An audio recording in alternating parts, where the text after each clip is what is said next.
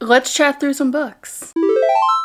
Hello everyone, welcome back to my channel. My name is Emily and this is the Astro Library. And it's the second video in this comeback tour in which we're talking about the mid-year book freakout tag because I do it every year. I love this tag. I have so many books I would love to talk to you about of everything I've read in the past 6-ish months. It is currently August, but you know, my own timeline, who cares? So I do have my handy dandy questions on my little iPad here. There are a total of 14 questions and I have, as you saw, quite a lot of books to get through to talk about. We're gonna be yakking for a while, so pull a chair in and enjoy the chaos, because that I'm sure is to follow. And without further ado, let's go ahead and just dive straight in. The very first question is, what is the best book you've read so far in 2026? There is no question about. I have talked ad nauseum about how much I love this book, and you're gonna hear me talk about it again because it is The Raven Scholar by Antonia Hodgson. This book is everything everyone says it is. It is just that good.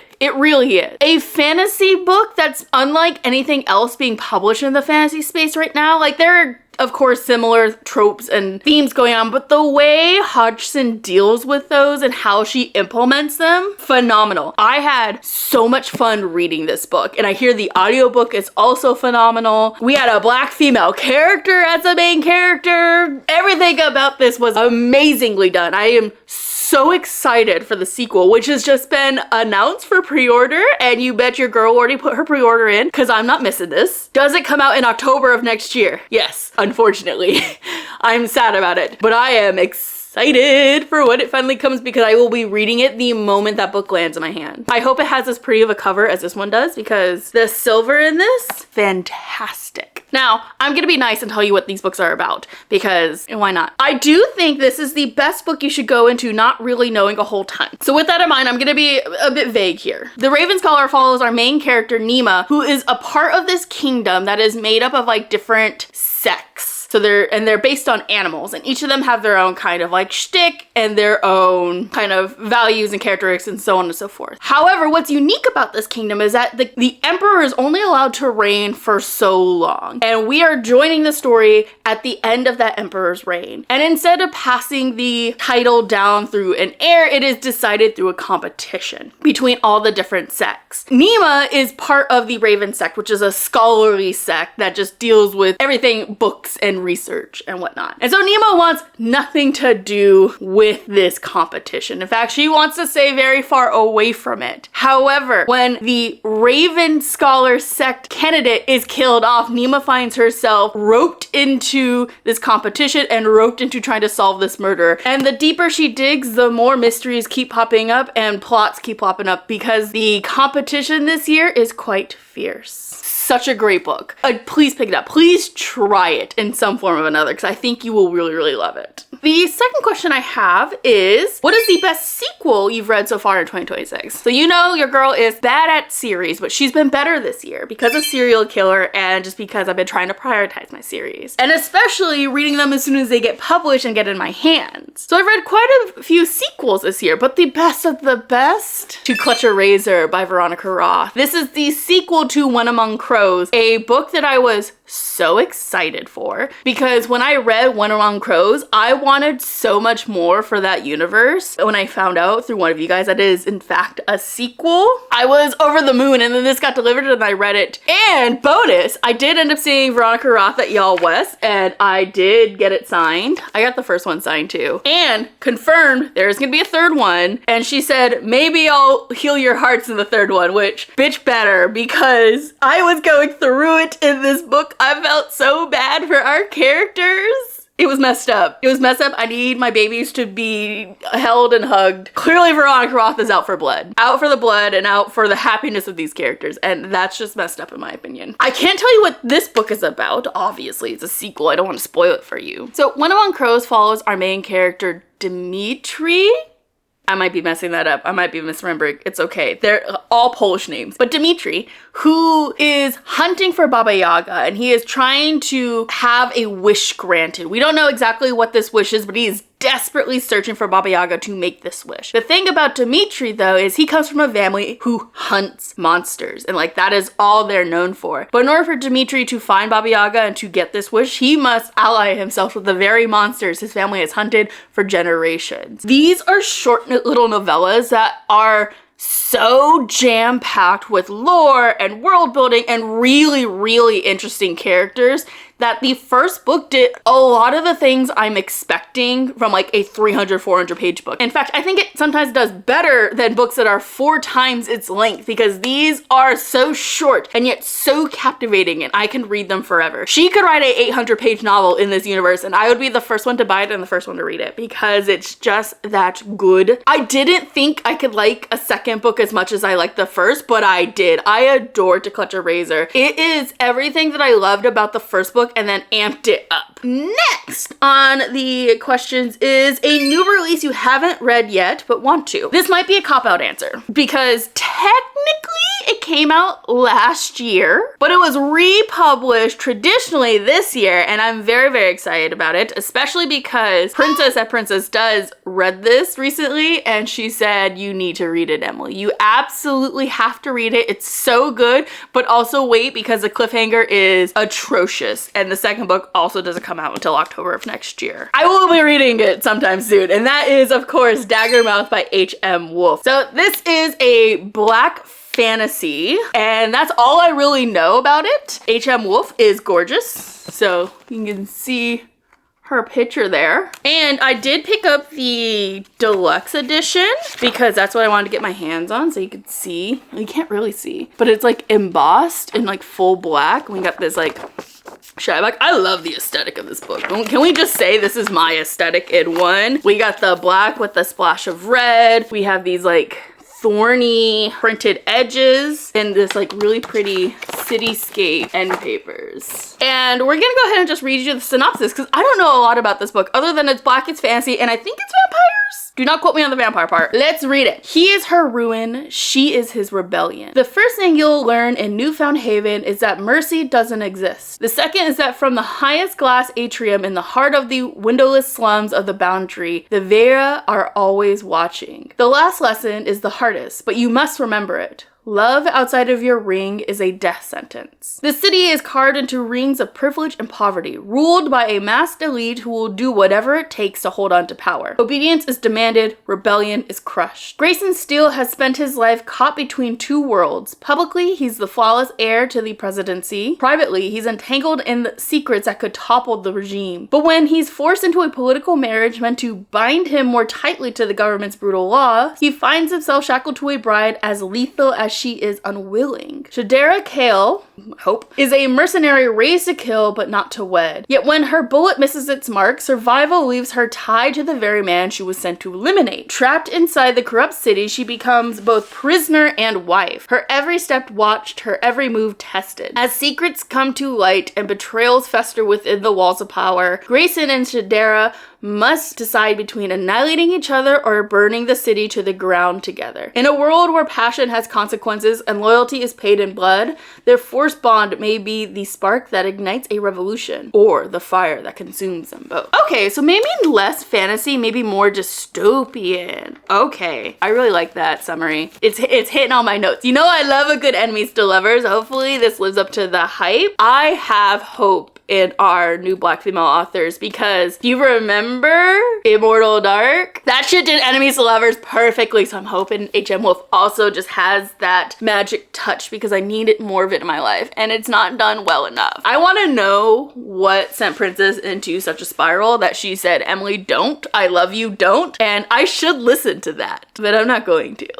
Not in the slightest. All right, the next question is, what is your most anticipated release for the second half of the year? So I do not have a lot of things that I pre-order for the end of the year, but there is one that I am so excited for. And it is Victorious by V.E. Schwab, which is the third and final book in the Vicious trilogy by her. Now, one thing that I'm not excited about is, do you see this cover of the US edition? Do you see how it's nice and red and there's like accents of black? Yeah, you see it? You see it? Do you see what this cover looks like? She does not match the rest of the series, which pisses me off because it matches the UK editions that have the black and white scheme, which I also love. I love them both. I would love to have the UK editions. I would just like my US editions to match the rest of my US editions. I'm just one person. I guess I cannot cater to my whims. I just think it's messed up that I'm now gonna have to buy the rest of the series to match, because it will piss me off that there's just one book that's black and white and everything else is black and red. An oversight, really and truly, but what you gonna do? So if you have lived under a rock and you have not read Vicious, which you definitely should, because I think it's V.E. Schwab's best book she's written and her best series in my opinion, we are following two college students, Victor and Eli, who find themselves obsessed with life and death, but how to obtain immortality and superpowers. And so we are following their journey both in the past and present as they undergo these experiments to gain these superpowers, and how that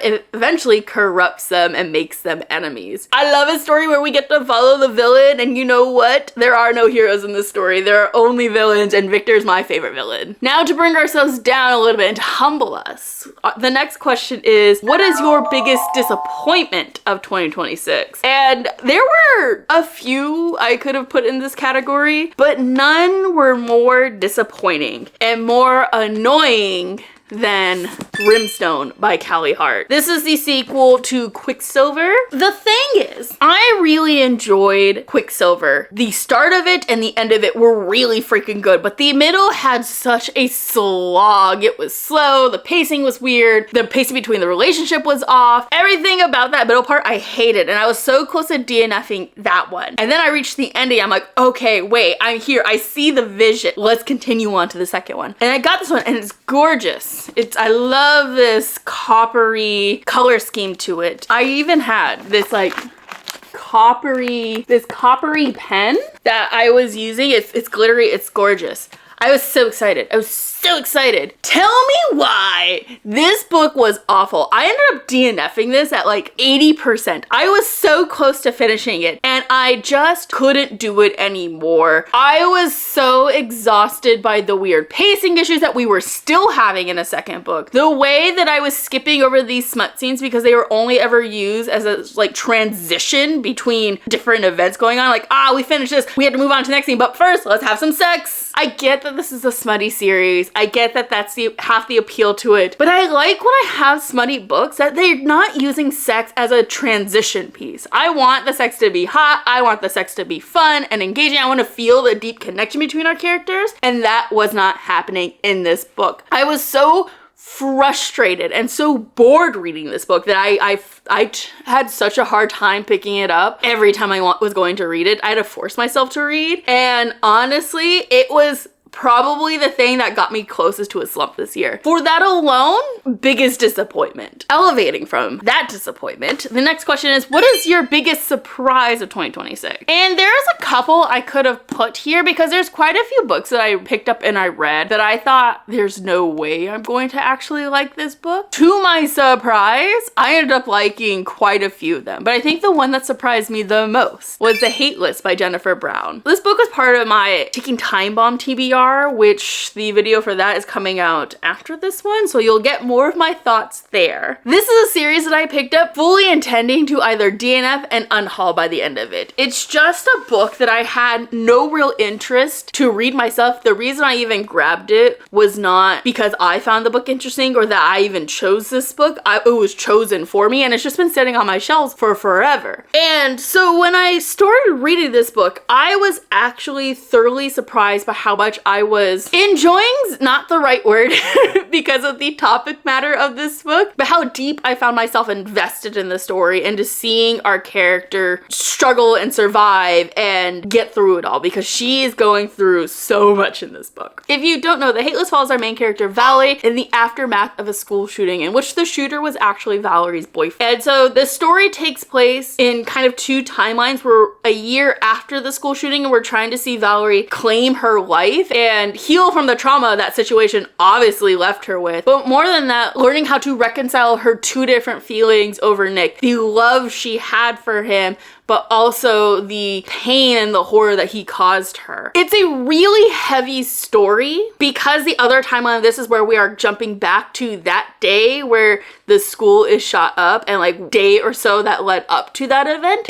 It gets real dark real fast. And yet Jennifer Brown does such a good job of not making this story hard to read. It's almost odd how easy this book is to read despite the very, very heavy topics. It itself doesn't feel heavy as you read. There's a undercut of hope in Valerie's journey that's really, really engaging to read and to kind of build off of, but also just makes Valerie as a character really, really cool. All right, the next question is a favorite new to you author or debut author. I almost cheaped out and said Antonia Hodgson again because I adored her so much, but we're trying not to do duplicates on this tag list, so you get all the books, just not some of the books, all the books. So a new favorite author to me is Matt Dinniman, the author of Dungeon Crawler Carl. And everyone and their mother's been talking about Dungeon Crawler Carl lately, okay? That's all anyone's been talking about this year, really and truly, and it's really even the end of last year. Everyone is obsessed with this book. And you know what? That both enticed me and put me off, because when people get too hyped about something, it makes me not want to do it because it builds my expectations too high. And so when I went into this book, I was trying to keep my expectations pretty low while I'm not fully obsessed yet. I'm there. I'm there, but I'm not there yet fully, you know, you get me? There's something about Matt Dinniman's writing that can take this very dude bro power kind of fantasy that fills it with so much heart that I can't but help find myself endeared to this story, endeared to Carl and his journey, and the motto that Carl has, which is "You will not break me." I think that's such a phenomenal, phenomenal message, and I think a chord to Carl's character that does not get talked about enough when people are talking about this series. We talk about how crazy it is, how funny it is, how silly it is, how easy it is to read, but I think the real shine of this is Matt Dinniman's writing and Carl's heart. I think that kind of lingering hope for humanity and lingering willingness to fight for it is what makes this series great on top of everything else. So that's why, Matt Dinniman, you get the crown for this year as my new favorite author. We're halfway there. I'm gonna go ahead and switch batteries and cool myself off because your girl is hot. I'll be right back. All right, fresh-ish battery, and the AC is now on, so if you can hear that in the background, I would say I'm sorry, but it's hot, so I'm not gonna apologize for it. Let's go ahead and continue on with the rest of these questions. The next question, I don't have an answer for this one, and I'm sorry, I tried so hard, but it's your new fictional crush. And I thought so hard about what I wanted to do for this one, but there just isn't any crush. Oh, hi, Kira. Oh, yes, you're so scared and so anxiety-ridden. Do you want to be my fictional crush? I'm sorry, Kira, but you're not fictional. That is Kira, everyone. My mom's dog. I'm watching her because she is so anxiety-ridden that she cannot be around the house when people are working on the pool, which... throw a picture up there of what the pool is looking like. I'm so excited. So she has to be here. So she's been at my house for a few weeks. And, you know, getting used to all the things and the craziness that is this household. But again, fictional crushes. Didn't have one this year, unfortunately. There have been some pretty good male leads. Like, I really, really like the male lead in the book I'm reading right now, which I'll talk about in a second because it did make this list. And I'm reading some good webtoons that had some like hot dudes, but like no one I'm like, oh my god, I'm obsessed with you. I need you. Maybe I've just reached the age where I'm no longer having fictional crushes. Sorry guys, if you have a book boyfriend though that you've been loving and that you think I will love, put them down in the comments. The next question is, what's your new favorite fictional character? And I do have this one. So she is from Long Live Evil by Sarah Reese Brennan. This is a book that came out in 2024, I think? Yes, came out in 2024. It was a gift to me by my lovely friend Cindy. She sent this, she said it was her favorite read of that year. It made her laugh. I was like, okay, I'm down. And I didn't pick it up until literally right now. And you'll know this cover because it is part of my Taking Time Bomb TBR, hence why I'm reading it. When I tell you, she could not have picked a better book for me because this is a villainess story, which, you know, your girl, obsessed with villainess stories. I cannot tell you how many webcomics and manhwas I've read of the villainess genre because I just keep going back. And so this is a whole novel with it. And I guess she could be my fictional crush too, fuck it. But my favorite fictional character is Ray from this series because Ray is so fucking funny and she's so fucking for real. She is my spirit animal. I adore her because she is thrown into the situation where she is dying of cancer and she has never been the nice girl. She's then suddenly finding herself reincarnated in a way into this book series she and her sister loves, and she's reincarnated as evil Queen Bix extraordinaire Rayella, and she's like, fuck it, let's be evil. Let's go whole hog evil, and she is glorious at it. I adore her. She's so funny. I love the way this story is told. I'm having so much fun with it. I literally went back last night and started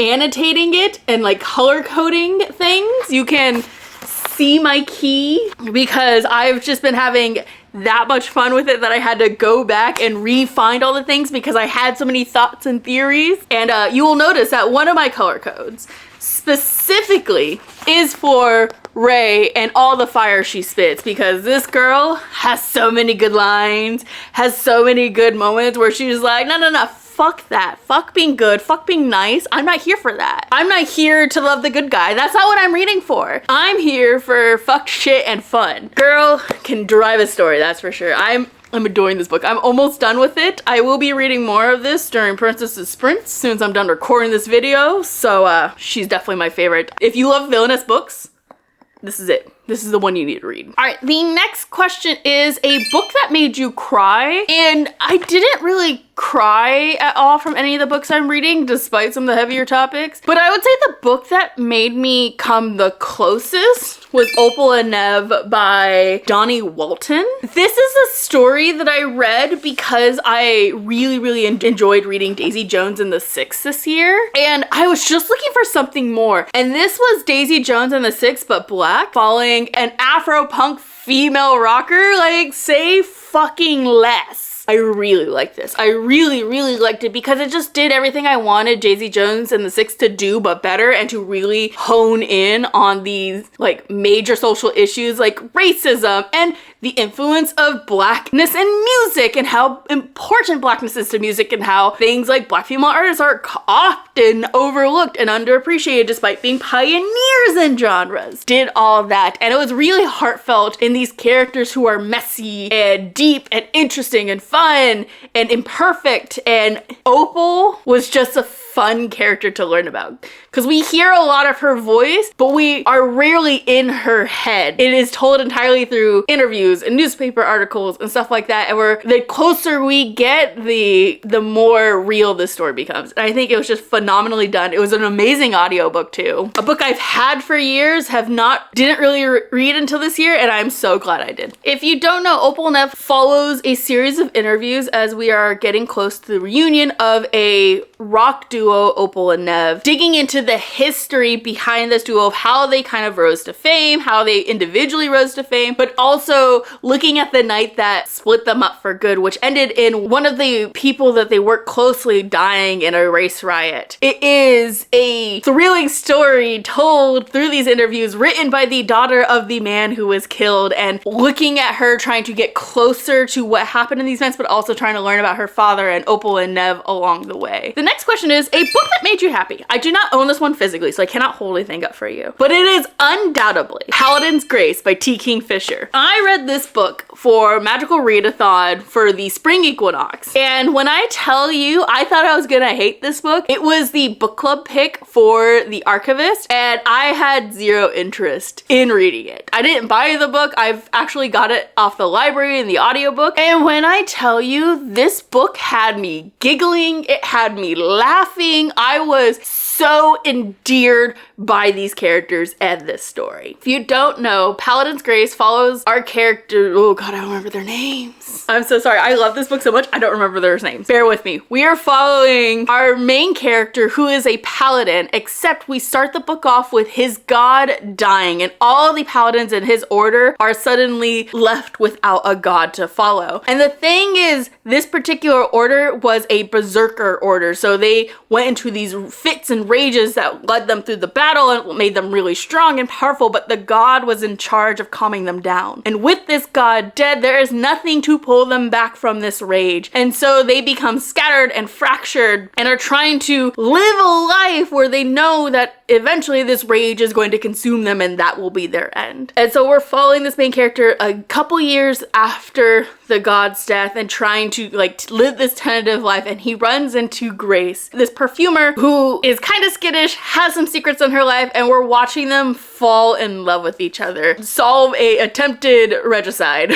It's so cute. It was so sweet. T. Kingfisher, I don't know what this woman does, but she just writes so phenomenally. She writes so many different things and I love them every time. It's kind of unfair. Paladin's Grace was great. I loved it so much. Even though I don't remember the main character's name, I think it started with an N, but but I do remember Grace's name because literally when I learned how we got the title of the book, I was so giddy and giggly, I told my roommate about it. I was like, you have to listen to this because it's so cute. That's how adorable this is. This made me like kick up my feet and giggle like I was a fucking teenage girl. Okay, the next question though is the most beautiful book you've bought or received this year. I receive a lot of books because I'm subscribed to the Broken Binding, which is my favorite bookish subscription box, okay? By far, they're my favorite. They produce so many cool editions. They get here really fast. They're super well packaged. I've never been disappointed by a Broken Binding book, okay? And I love the fact that the fantasy series is completed series. So you get the whole series in these really cool special editions. And there are sometimes older series or sometimes really new and interesting series. So they're obviously the one I'm gonna pick for this because they just produce so many good ones. And I was looking at my shelf of all these editions, and the one that stood out the most to me is actually one I have not read yet, and that is the Bone Shard War, which is the third and final book in the Bone Shard Daughters series by Andrea Stewart. I'm just gonna let you guys look at this. Okay, look at these purples, these oranges, and it continues onto the back. But then we have these edges. Stunning. And it again wraps all the way around the book. And these end pages. Oh, there's more though. There's different end pages. And they've started doing these printed hardbacks. Ah, so good. So good. I'm so excited about these. They're so freaking stunning. This is just the last one in the series. They all look so good. The reason I chose this one is I really like the purples and the oranges. I think it's such a nice contrast between a very cool tone and a very warm tone color. And just the kind of Asian inspired art in this. I know nothing about this series. I've started the Bone Shard Daughter once, but I didn't get very far in before I had to put it down and just got distracted by other things. But I will be reading this because I now own them in these gorgeous editions, so I have to read them. Kind of going off that, the next question is kind of like a 12.5. It is the best cover, and to not just make this a Broken Binding showcase, I do have another one, traditionally published. A Guest in the House by E.M. Carroll. I've talked about this on the channel before. I love the art in this one. It's so pretty. Like just like the black and this like huge splash of color. But then you take it off and you get this explosion of color. Oh my God. It's so freaking good. I love bright vibrant colors like this. I love them. As for as much as I love and wear only black, I love colors so much, especially in things like graphic novels. And it continues throughout the whole book where we get this like very grayscale with these like explosions of color. It's and this is just a standard edition. This is not a special edition. This is just how the book comes. This is just how the book comes, guys. I love publishing. I love when publishing gets it right, guys, because sometimes they get it right so good. To give you a little insight of what this book is about, though, since we couldn't talk about the Bone Shard War, because I don't know anything about this, we're following a woman who is trying to find her footing in her new marriage with her husband and his daughter, and she's entering this like lake house that's been in her husband's family for so many years, but it's also holds a lot of memories of his ex-wife, which left mysteriously. We don't know exactly what happened to her. And we're following our main character. She's trying to like find her footing in this house, and there's also some sort of entity or spirit haunting, and she's like hearing its voices and hearing its whispers that tell her that there might be more to this wife leaving than she originally thought. It was a really cool and spooky story. This is great for the spooky season coming up, guys. So just so you know, if you're looking for some recommendations of what to read this coming fall, this is a great graphic novel to do.